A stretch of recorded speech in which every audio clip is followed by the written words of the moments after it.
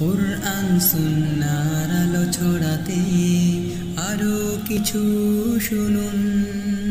আসসালামু আলাইকুম ওয়া রাহমাতুল্লাহি ওয়া বারাকাতুহু। নাহমাদুহু ওয়া নুসাল্লি আলা রাসূলিহিল কারীম, আম্মা বা'দ। সুপ্রিয় দর্শক শ্রোতা, যে যেখান থেকে আজকে আমাদের ভিডিও দেখছেন, প্রত্যেককে আন্তরিক মুবারকবাদ।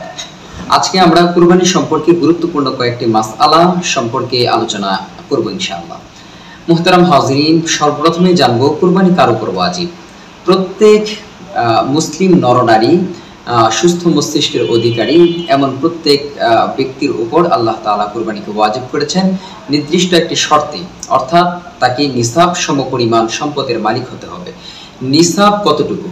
অর্থাৎ কোনো ব্যক্তি যদি 7.5 ভরি স্বর্ণ অথবা 52.5 ভরি রূপার মালিক হয় অথবা তার সমপরিমাণ সম্পদের মালিক হয়, তাহলে তাকে কুরবানি করতে হবে। তবে এর জন্য শর্ত হলো নির্দিষ্ট একটা টাইমের মধ্যে এই সম্পদের মালিক হতে হবে।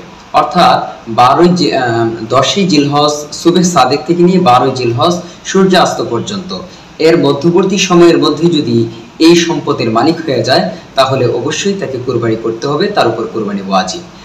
কোনো নাবালেগ ব্যক্তি যদি তার কুরবানি করার মতো সামর্থ্য থাকে, অর্থাৎ নিসাব সমপরিমাণ সম্পদের মালিক যদি কোনো নাবালেগ হয়, তাহলে তার উপর কুরবানি ওয়াজিব হবে না, বরঞ্চ এই বান্দার পক্ষ থেকে, এই ব্যক্তির পক্ষ থেকে যদি তার অভিভাবকরা কুরবানি করে দেয়, তাহলে এটা মুস্তাহাব হবে, তাদের উপর কুরবানি ওয়াজিব না।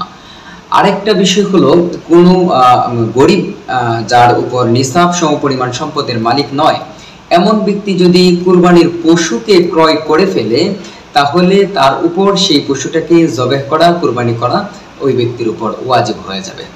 মুহতারাম হাজিরিন, কুরবানি সম্পর্কে গুরুত্বপূর্ণ অনেক আলোচনা রয়েছে। কুরবানির অত্যন্ত গুরুত্বপূর্ণ কিছু মাসআলা আমরা এই ভিডিওগুলির মাধ্যমে আপনাদের সামনে পেশ করার জন্য চেষ্টা করব। সেজন্য আমাদের সাথেই থাকবেন, আমাদের ভিডিওর সাথেই থাকবেন। আল্লাহ রাব্বুল আলামিন আমাদেরকে কুরবানি সহিভাবে করার মতো তৌফিক দান করেন। ওয়া মা তাওফীকি ইল্লা বিল্লাহ। আসসালামু আলাইকুম ওয়া রাহমাতুল্লাহি ওয়া বারাকাতুহু।